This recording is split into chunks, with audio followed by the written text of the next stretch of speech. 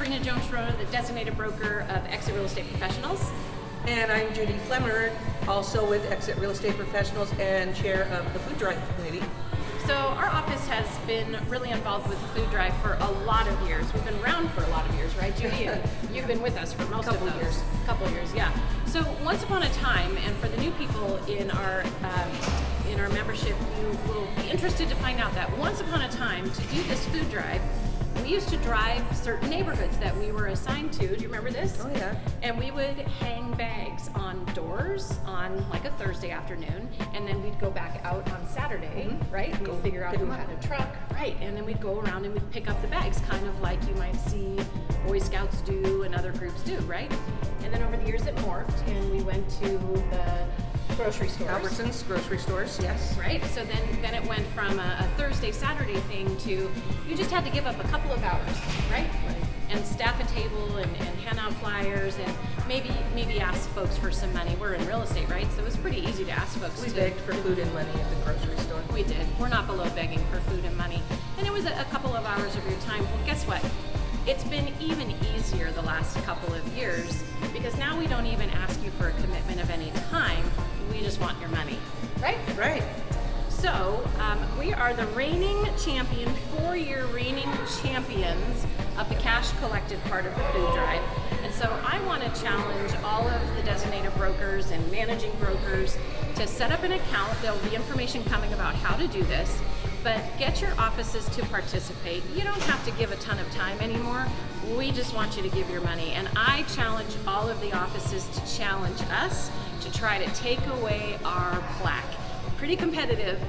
I don't like to lose things once I win them, so we're gonna be working really hard to raise a lot of money this year, right? Yep, they can try to take it. They can try. It's gonna be really hard, but we encourage all of you to set up your accounts. Again, there's information coming later about how to do that, but set up your accounts, get your folks to participate, maybe make a contest. I know in my office as a broker, I have offered to match anything that the brokers within my office contribute. So designated brokers, I challenge you to do that in your office. This is raising money for such an incredible cause, you guys. We're here at the Second Harvest Food Bank. They're doing amazing things. It's kind of loud because they're packing bites to go in the background there.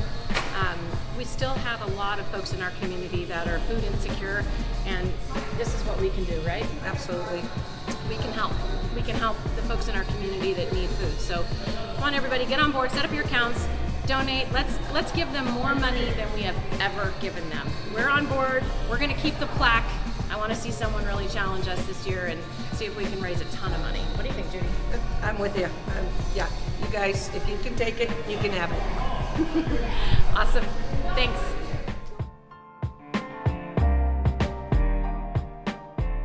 Canned goods are almost impossible for us to source.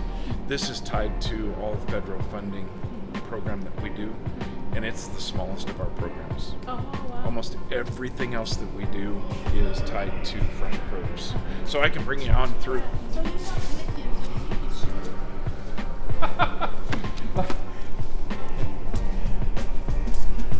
And if I'm going too fast, just let me know.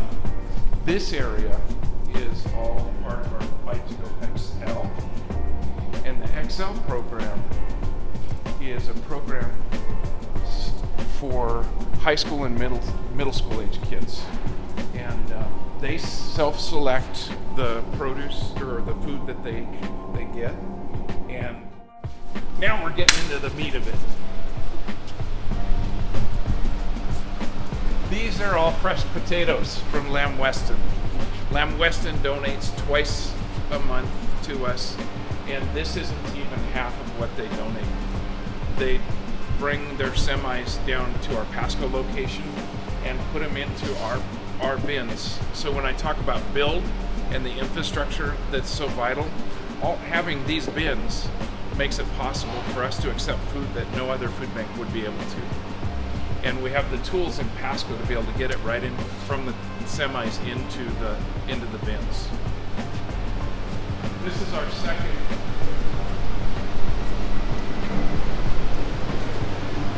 This is our second cooler.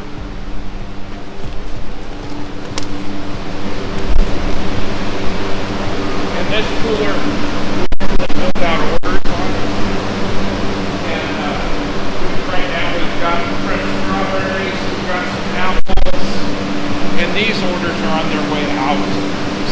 This is a city gate here in town.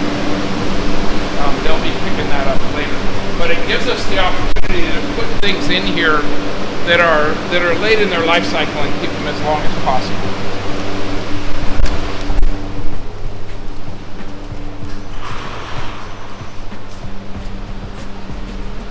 Hey, Marty.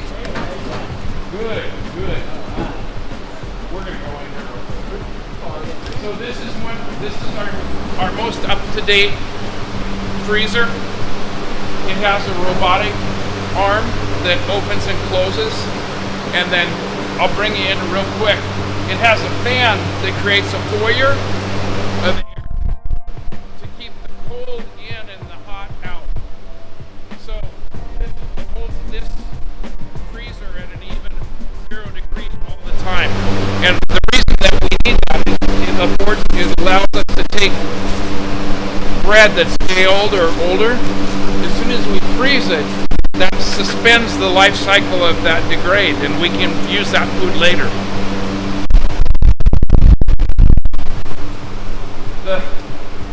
Now we'll go into the kitchen real quick. The kitchen is a multi-purpose kitchen. We can do a lot of really cool things with it. This area of the kitchen we use for education, for classes, hands-on classes. The instructors, which are nutritionists, will be up front, and then we have workstations for everybody so they can hands-on learn how to do the scratch cooking. There's also television screens and cameras so that they can see it in bigger fashion. And then we can meet and talk through the nutrition of that meal that we prepare. And everything is prepared utilizing food from the warehouse. This is our commercial kitchen.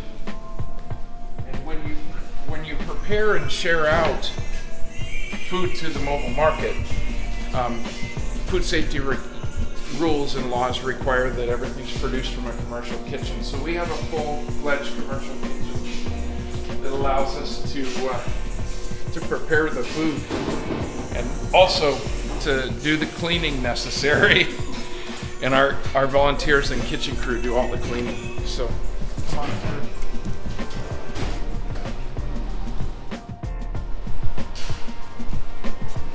This area is our fair share, and we build out orders every day for partner agencies in the Inland Northwest. Many of the partner agencies will come pick up, but there are many that we deliver to because of the volume of food that they consume.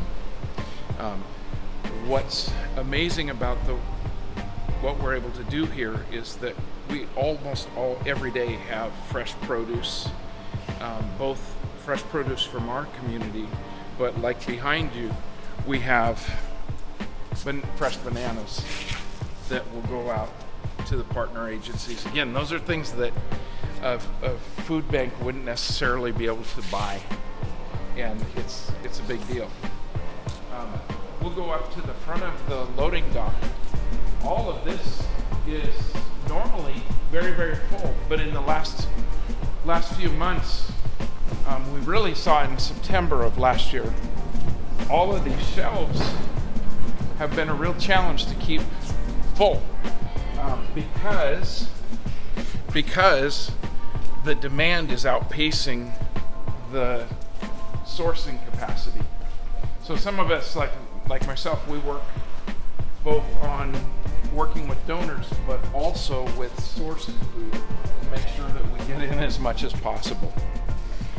So the last piece I wanted to show you in the Singer warehouse is our front loading area. This is where we stage the majority of our food that's picked up here locally. And it looks like today City Gate, it looks like Rogers High School, and several other agencies will be picking up today. Mondays are normally a fairly heavy day, and I think there's about 10 orders. So they'll come up to the loading dock, check in, and our crew in the warehouse, which by the way is run mostly by women, will will load and unload. And everybody on our supply chain team knows how to run both forklifts and the riders. So thank you for letting me show you the place.